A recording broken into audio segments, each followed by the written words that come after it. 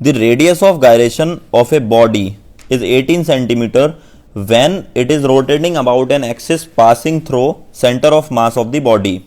Fine.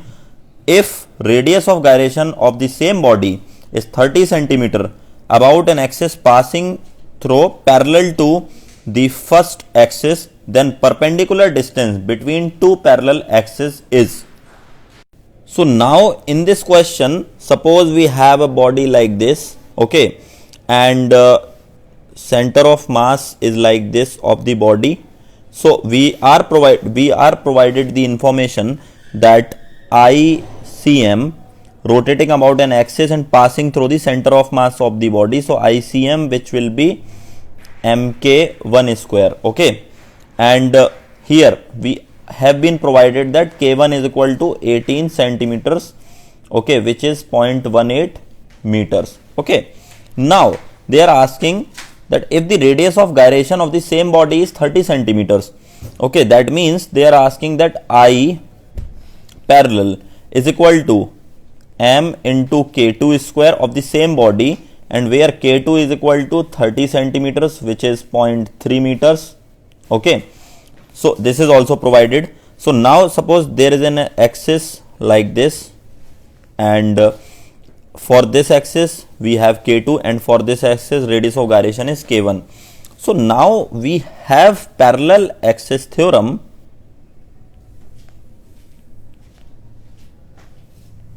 and say this distance is d.